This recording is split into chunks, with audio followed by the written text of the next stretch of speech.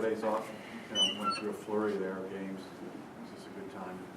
Oh, again, you don't put any stock into the timing of things. You just deal with it the best that you can. I mean, the schedule is the schedule, so you utilize every day for what's most important. Is it important to rest? Is it important to refine parts of your game plan? Is it important to make sure that you're adding things or cleaning up some things? The bottom line is every day you're getting ready to get better by your individual improvement and by what you do to get ready for the next game. So we've been able to keep our focus strong on that, and along the way be able to work on some of those other things that I've talked about.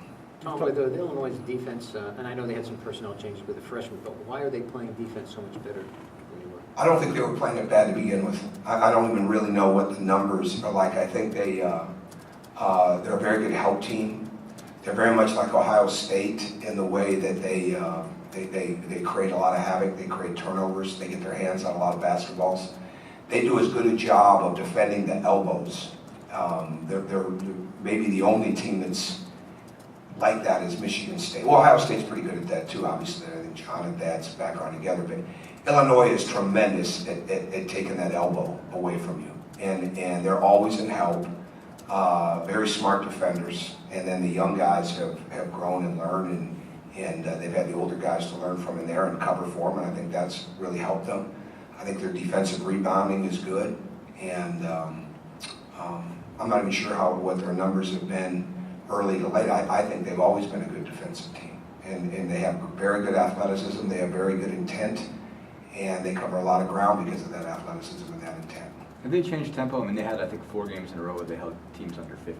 Well, is that a possession thing, or more or less, yeah, more or less. And I think they've probably had some days where they haven't shot it like they would like to, but they've also had some games where they've really gotten out and played. And I think, like a lot of teams in this league, they want to control the pace, and sometimes the slower the better for people. And but I mean, I think they can play a lot of different ways. And bottom line is they do a really good job of spacing the court. Kendrick Nunn is just absolutely lethal in the corner right now, and he's always been a good corner player, and he's tremendous. And he's over 60% from 3 in his last 5 games. I do know those numbers. So bottom line is they're ever improving because they have so many different guys that can score. And then when John Eakey is valuable every time he's in the game. You have to know exactly where he's at. Joseph Bertrand can beat you from 3, can beat you on the drive, can beat you on an offensive board. So I think they probably make decisions. I'm not sure. I've never really asked what their game plan is as far as what their tempo is. But I mean, they've done a pretty good job of controlling it and being opportunistic in their running.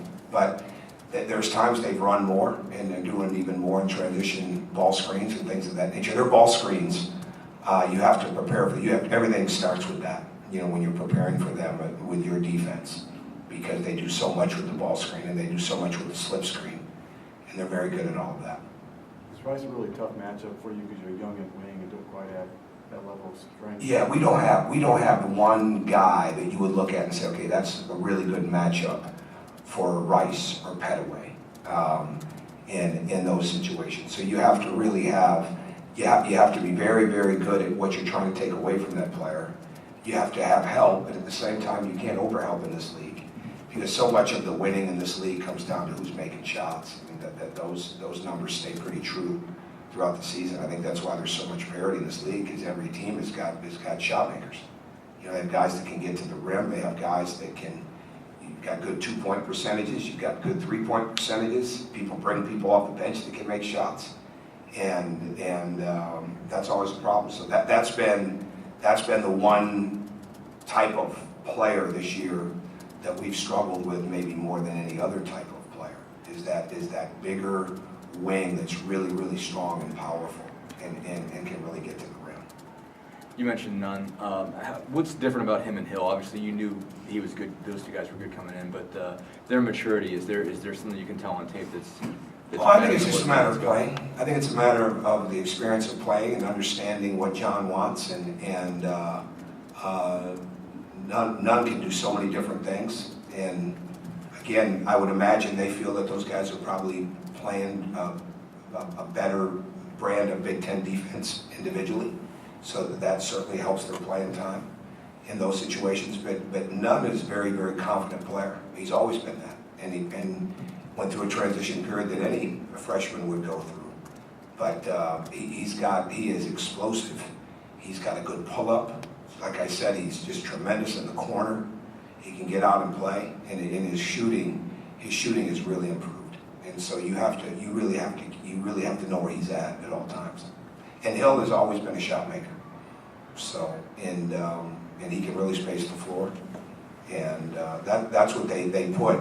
You know, Egwu is a very good shooter. There's nobody that they put at the 3 and 4 spot that you don't have to guard past the 3-point line, and that's what makes them fairly unique. And I think they've really utilized that lately.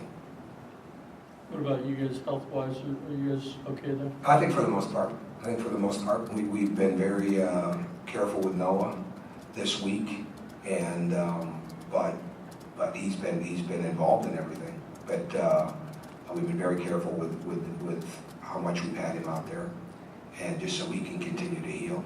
But I think for the most part we are. Owen's missed time.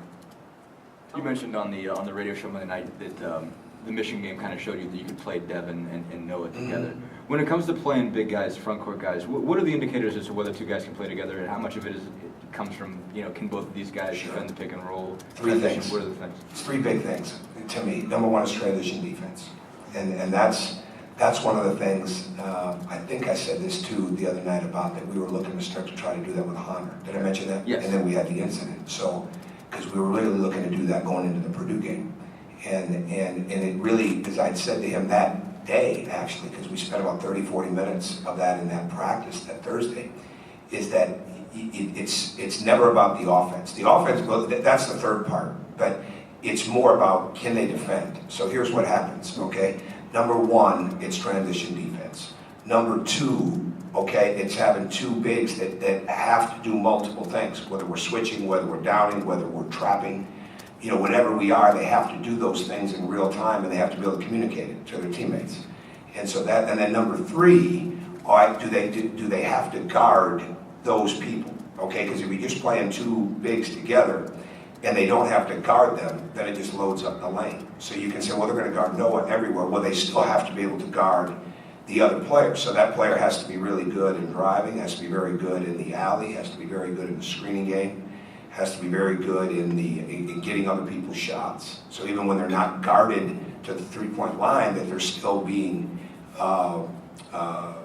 recognized. Because if we just went 3 out, 2 in, they just jammed the lane up, and we'd be sitting there playing with 5 guys inside the free throw line. We'd be playing, there'd be 5 guys with, well, at least 4 guys inside 15 feet every time. And people are already doing everything they can do to box Yogi and load up the lane when he's anywhere in that slot elbow area. So it really, if you're not careful, it can just kill your spacing. Now, you're putting multiple 3-point shooters out there. You're putting guys that they have to guard to the NBA lane. NBA line. You're putting guys out there that can navigate the pick and roll. And again, you get the game in spacing, and now you've got not only the back cut threat, but the 3-point threat. A little bit easier to do that.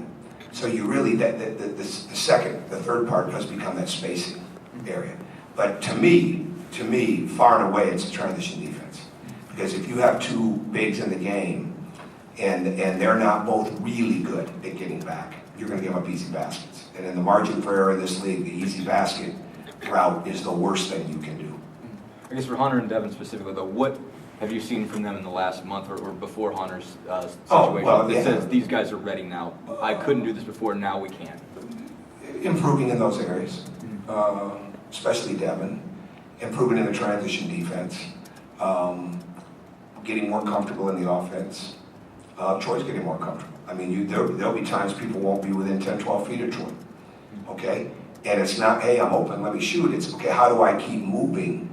And how do I keep playing without the basketball? How do I get open and get lost in the game and get lost in space a little bit? And then how do I get things done? And that's exactly one of the reasons he's averaging 17 points in the last 2 games. It's not like all of a sudden people are guarding him tougher, he's just moving better. And so that's really what it becomes with somebody like Devin. I thought he was really aggressive the other day. I think Devin is playing a pretty high level of defense. Got to do a better job of defensive rebounding against bigger people and keeping those people off the glass. But and there's also places that he's finding his niche more and more offensively in practice, which I think is going to help him in the games. But at Devin's size, there's going to be days that he is a pretty good scorer around the rim, and there's going to be days that he's not. And so as he expands his game, and it's not there yet, the jump shot, things of that nature have to come. But they've improved enough in those areas that we can do that, from time to time. But I wouldn't look at it and say, okay, that's the mainstay of the way we need to play, because we still don't shoot the ball well enough to create that kind of spacing. Does that make sense? Yes. Okay. One more question. I guess just in preparing for the postseason, for the game every day, kind of win or go home thing, have you seen young guys maybe taking their cues from Will, from Austin, from Yogi a little bit more this week? I think they want to take their cues from each other as well. I think they want to see themselves in a pretty serious mindset. I think Yogi and Will are doing an excellent job, without question. But I don't think you go to Michigan the way that we did, or I don't think you win the Ohio State game and Iowa game without those guys playing better. You can really see them in the Northwestern game. And I don't think we win without those guys having a more, serious is probably not the right word, but there's a little more urgency to it, maybe where the intent defensively or offensively, the concentration's a little bit longer. But there's no question that Yogi and Will are doing the very best job they can at this point to try to help make sure everybody understands it. And I think we got good, willing listeners. All right. Thanks, Tom.